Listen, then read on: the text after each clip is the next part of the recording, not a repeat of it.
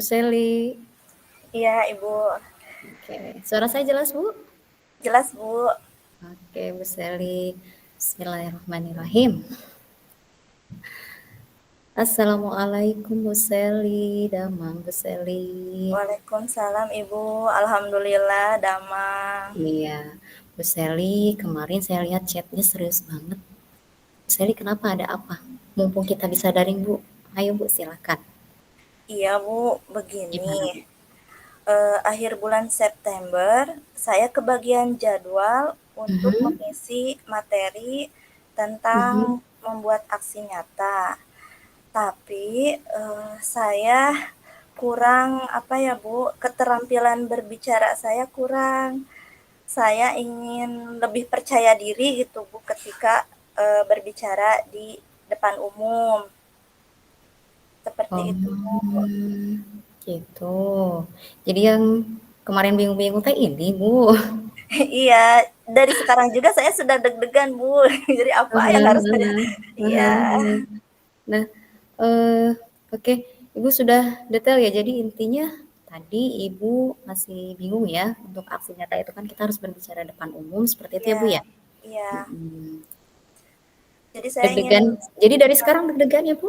iya, jadi saya ingin meningkatkan keterampilan berbicara saya Bu supaya tidak gugup, tidak bertele-tele, terus Ah eh, apa yang saya jelaskan itu bisa dipahami oleh audiens gitu Bu. Kadang saya suka Mhm, deg-degan mhm, kalau berbicara di depan umum itu Bu. mhm. Jadi Kepikiran nggak, Bu, sama Ibu? kepikiran banget Jadi Bu. pikiran juga ya? Jadi Ya, pikiran juga ya? Oh, ya Allah. Coba Ibu sekarang, tarik napas dulu. Tarik napas pelan-pelan. Sudah? Oke, keluarkan. Senyum, tahan 3 detik. Oke, udah lumayan?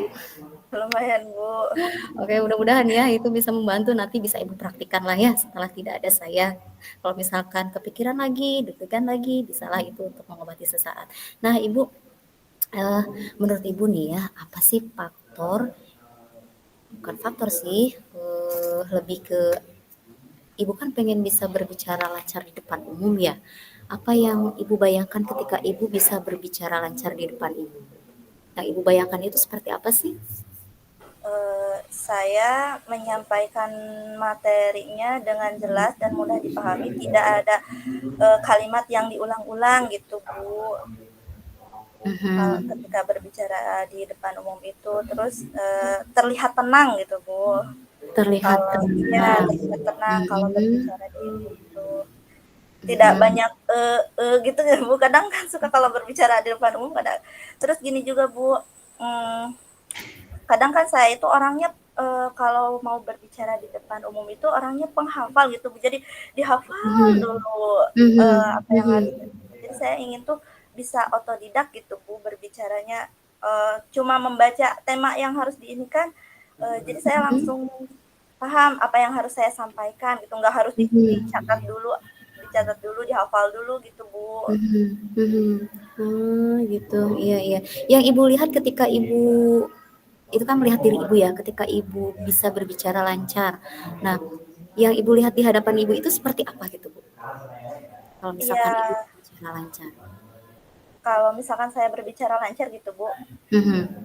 ya yang seperti saya lihat itu orang-orang mengagumi cara berbicara saya gitu Bu. Ah, Iya iya, jadi iya. Berarti Ibu melihat orang-orang yang melihat Ibu berbicara ya, Bu, ya? ya gitu biar Iya, iya. wah Mhm, mhm. Nah, menurut Ibu nih, faktor apa sih yang bisa membuat Ibu tidak bisa berbicara lancar, kemudian intinya Ibu tidak percaya diri lah ya, sampai misalkan, ya gugup lah seperti itu, kira-kira apa itu, Bu? Ada tidak? faktornya pembendaharaan kata gitu Bu. Jadi Pembendaharaan kata. ya pembendaharaan kata yang Mhm, efektif. Jadi saya kurang mhm, menguasai gitu Bu. mhm. Terus apalagi kira-kira, Bu? Kadang sering pacaletot itu bahasa Indonesia gitu Bu. Oh, tapi Ya sering gitu. audiensnya bagaimana, Bu? Paham kan dengan Ibu yang sampaikan meskipun misalkan bahasanya, Bu, kacaletot kok bukan pakai bahasa formal gitu. Iya kadang Seperti suka itu, Bu? begitu Bu. Iya. Jadi Nah, eh, Ibu pernah tidak di satu kesempatan Ibu pernah tidak berbicara lancar di depan? eh, belum pernah lancar kan, paling ya itu Bu ada kata nya, terus masih ada gugupnya, masih ada deg-degannya gitu Bu. Saya pernah itu Bu, pengalaman pertama Mhm. kali Mhm. jadi ini Bu, jadi pembina upacara, itu kan Mhm. awal-awal banget tuh. Mhm. Nah itu kelihatan banget ininya groginya gitu Bu. Mhm. Oh, berarti pernah ya Bu ya berbicara di Pernah, depan? ya. Mhm. Terus ketika Mhm. melakukan diskusi juga pernah Bu. Tapi Mhm. ya gitu Bu, menghafal dulu kalimatnya gitu Bu. Jadi apa yang harus Oke. disampaikan dihafal dulu, Mhm. Ibu, dihafalin. oke, Ibu kalau oke jadi itu kan ya menghafal ya. Ibu harus menghafal dulu berarti Ibu harus persiapan dulu ya Bu ya? Iya, jadi tidak bisa otodidak kan melihat orang lain gitu Bu, rekan sejawat ketika ditunjuk mendadak menjadi pembina atau menyampaikan sambutan tanpa tanpa menghafal pun mereka bisa gitu Bu, dadakan juga. Nah, Mhm. saya seperti itu belum belum bisa Bu. Mmm, Jadi harus mhm. Mhm. harus dirancang dulu apa yang harus saya sampaikan. Mhm. Mhm. Yang Ibu lihat itu teman-teman Ibu misalkan teman Ibu usianya atau kebiasaan untuk apa? Menyampaikan pendapat di depan umumnya bagaimana? Sering atau jarang? Sering sering Bu, Sering. malahan sering jadi MC di acara-acara tertentu gitu Bu, sering jadi MC Mhm. di acara Mhm. Mhm. perpisahan. Oke, nah Ibu itu kan ada teman Ibu ya. Sekarang dari apa yang sudah Ibu sampaikan, kira-kira Ibu punya rencana apa supaya Ibu bisa berbicara lebih lancar lagi di depan umum? Mungkin rencana saya ya Bu, Mhm. saya akan lebih belajar menguasai pembendaharaan kata yang efektif Bu. Mhm. Terus saya akan sering berlatih di depan cermin supaya Mhm. lebih percaya diri. Mhm. Terus saya juga akan sering berlatih menjadi pembina upacara. Mhm. Mungkin kalau lebih lingkup luasnya gitu Bu, saya akan sering berlatih, terus karena kan biar terbiasa gitu ya Bu, sering-sering Hmm, gitu. betul. Kalau sudah terbiasa jadi bisa gitu ya Bu. Nah, tuh, iya, iya. Ya, mungkin saya akan sering jadi pengisi materi di KKG gitu, kegiatan KKG itu Mhm. lingkup yang agak luasnya gitu Bu. Mhm. Mhm. Malahan harapan saya ke depannya ketika saya sudah Gimana, Bu? lancar gitu, sudah Iya. tidak gugup lagi, saya ingin sekali menjadi narasumber di misalkan di kegiatan BIMTEK atau webinar-webinar gitu Bu. Mhm. Kalau Mhm. ya kalau saya sudah terbiasa gitu Bu dan bisa. Mhm. Mhm. Nah, Ibu, sekarang gimana perasaan Ibu nih? Udah ketemu sama saya, udah cerita panjang lebar ini itu, gimana sekarang? Masih ada yang mengganjal nggak? Alhamdulillah sekarang saya lega Bu hatinya sudah bercerita Mhm. ke Ibu. Mhm. Alhamdulillah. Mhm. Nah, kira-kira apa sih yang mau Ibu lakukan lebih gitu supaya Ibu nanti di aksi nyata Ibu itu benar-benar lancar gitu sesuai dengan harapan Ibu? Mungkin saya akan sering berlatih dulu di depan rekan sejawat, terus Mhm. persiapan dengan matang. Mungkin Mhm. itu Bu yang akan saya lakukan itu Bu. Mhm. Oke, Saya oke. tidak gugup Mhm, gimana, Bu? ketika pas hari haknya gitu Bu. Jadi akan Iya. sering berlatih minimal di depan rekan sejawat aja dulu gitu Bu. Iya, Ibu, bagus dicoba Ibu, mangga, iya. Ya, Iya, Bu Seli, tetap semangat ya, semangat berlatih, semoga nanti lancar semuanya. Latihannya lancar, aksi nyatanya iya. lancar. Terima Iya, kasih Ibu. iya, sama-sama Bu Seli. Assalamualaikum. Waalaikumsalam.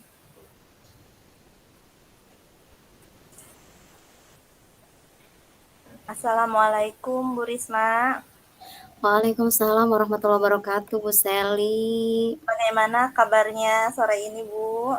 Alhamdulillah sehat, Bu. Ibu gimana, Bu? Alhamdulillah sehat.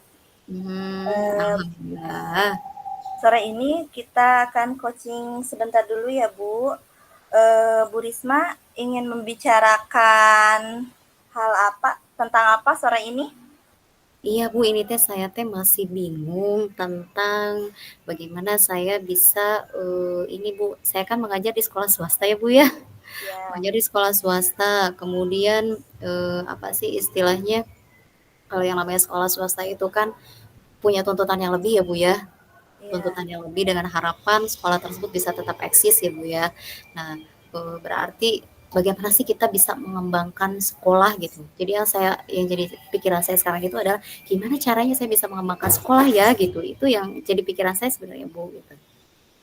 Oh, jadi Ibu ingin mengetahui bagaimana caranya mengembangkan sekolah agar Nah, tetap selalu eksis gitu, Bu? ya tetap eksis mendapatkan kepercayaan dari orang tua ya Oh, terutama ya. iya. Ya orang tua itu kan menyekolahkan anak-anaknya ke sekolah karena mereka percaya dengan sekolah kami gitu Bu. Ya, baiklah Bu Risma. Bagaimana Ibu mendefinisikan sekolah yang eksis itu seperti apa? Ya, kalau buat saya sekolah yang eksis itu artinya sekolah tersebut ada ya Bu ya, sekolah tersebut ada kemudian memiliki, kalau dari segi jumlah murid, dari segi kuantitas itu ada, kemudian kualitas pembelajarannya juga bagus, outputnya atau lulusannya pun bagus, terus tenaga kependidikannya bagus. Banyak kayaknya Bu ya, hampir semua standar dari sekolah itu bagus bagus bagus bagus gitu Bu. Kalau ngelihat supaya bisa tetap eksis dan yang nomor satu itu adalah mendapatkan kepercayaan dari orang tua sih sebenarnya itu gitu. Cuman gimana caranya supaya orang tua bisa percaya ya sama sekolah gitu. Berarti kan harus ada kita harus punya nilai istilahnya punya nilai jual ya Bu ya, punya nilai jual gitu Bu. Oh, jadi intinya sekolah yang eksis itu punya nilai jual yang tinggi itu di mata masyarakat gitu ya, Berkualitas sih Bu, lebih ininya berkualitas. ya berkualitas, ketika dia berkualitas insya Allah dia akan eksis ya. Dia bisa berkualitas, dia bisa eee, punya inovasi gitu kan, insya Allah dia akan bisa mengikuti gitu. Gitu Bu. Nah, begini Bu, apa yang sudah Ibu pelajari sejauh ini sebagai pendidik di sekolah untuk mengembangkan sekolah Ibu agar tetap eksis? Jadi apa Kalau yang sudah Ibu saya Iya, kalau saya sendiri kan karena saya di sini diberi tugas sebagai guru, berarti saya harus bisa memberikan pembelajaran yang terbaik ya, pembelajaran yang terbaik yang bisa saya lakukan. Kemudian juga ternyata bukan hanya interaksi saya dengan murid saja, tapi saya juga harus bisa berusaha berinteraksi dengan mitra ya, mitra atau pihak-pihak lainnya mungkin ya Bu ya, untuk pihak-pihak yang lainnya, bekerjasama dengan guru-guru juga gitu kan, mengajak supaya mereka pun sama gitu, punya tujuan yang sama yaitu ingin mengembangkan sekolah gitu. Untuk pihak luarnya juga ya mudah-mudahan pihak luar juga bisa mendukung, mensupport keberadaan sekolah gitu Bu. ya, apa sih yang menjadi tujuan utama Ibu ingin mengembangkan sekolah tetap eksis? Ya tujuannya sebenarnya untuk keberlangsungan hidup ya, keberlangsungan hidup para pegawai. Tapi yang paling utama adalah kita syiar ya Bu ya, kita mencoba untuk eee, sekolah kita mencoba untuk menebarkan kebaikan ya, mengajak sesuatu yang baik gitu. Itu sih sebenarnya prinsip utamanya gitu kan ya, sebagaimana visi sekolah gitu kan menjadi generasi unggul rahmatan lil alamin ya sebenarnya adalah mengajak pada kebaikan sih Bu itu. Langkah-langkah konkret apa yang sudah Ibu ambil untuk mewujudkan sekolah yang ingin Ibu capai dan kapan Ibu mulai akan melakukannya itu langkah konkret itu? Iya, kalau misalkan langkah konkret ya, Bu, ya, langkah konkret yang sudah saya lakukan, pertama saya pahami dulu, sebenarnya sekolah itu seperti apa, kemudian saya lihat lagi, oh iya di sekolah itu kegiatannya apa sih yang mendasari kegiatan, oh berarti di kurikulumnya, oh berarti kurikulumnya harus bagaimana sih, saya cari tahu lagi, oh kurikulum arahan nasional itu seperti ini gitu, berarti penerapan di sekolah seperti apa, kemudian disesuaikan juga dengan rapat pendidikan ya, kualitas kualitas sekolah itu kan dilihat dari rapat pendidikan. Oh, rapat pendidikan kita seperti ini. Berarti kita harus meningkatkan kualitas seperti ini gitu, Bu. Kalau di internalnya ya kita bisa bekerja sama dengan guru dan pihak-pihak yang ada di dalam sekolah gitu. Tapi yang saya bingung itu adalah bagaimana kita ingin mengembangkan lebih, tapi bukan hanya dengan yang di internal saja gitu Bu. Saya tuh bingungnya tuh dengan yang pihak luarnya. Tapi karena saya ini sekolah saya ada di bawah naungan yayasan ya. Apakah saya terlalu jauh ya? Terlalu jauh untuk berpikir seperti itu gitu. Apakah harus saya serahkan saja? Ah udahlah itu mah urusan yayasan gitu. Yang penting kita mah mengajar aja weh gitu. Gimana ya Bu ya? Jadi saya seperti itu, tapi lah nggak ada salahnya kok ketika kita berpikir kita juga berusaha untuk mengembangkan sekolah kita gitu. Itu sih Bu, langkah konkretnya ya itu komunikasi gitu kan ya, membangun komunikasi yang baik. Jadi melihat lagi dari tujuan-tujuan sekolah, kemudian membuat strategi nih, gitu. Ya. Apa indikator keberhasilan yang akan Ibu gunakan? Indikator keberhasilan bahwa pengembangan dalam mengembangkan sekolah itu sudah berhasil. Indikatornya. Indikator keberhasilannya adalah satu tadi ya Bu ya, kita ada output kita itu anak-anak mereka memiliki quality assurance atau punya standar lulusan yang baik sesuai dengan standar yang sudah ditetapkan oleh sekolah, kemudian diterima di sekolah-sekolah yang dengan kategori yang baik juga, kemudian apa namanya, ada yang keluar dan ada yang masuk, dan harapannya yang masuk pun itu gitu kan dari segi kuantitasnya itu bisa bertambah, kemudian mendapatkan pengakuan juga ya dari pihak luar gitu Bu. Itu kemudian berbagai macam prestasi bisa kita raih, itu sih Bu kalau menurut saya gitu kan cara indikasi bahwa sekolah saya itu bisa berkembang itu seperti itu gitu.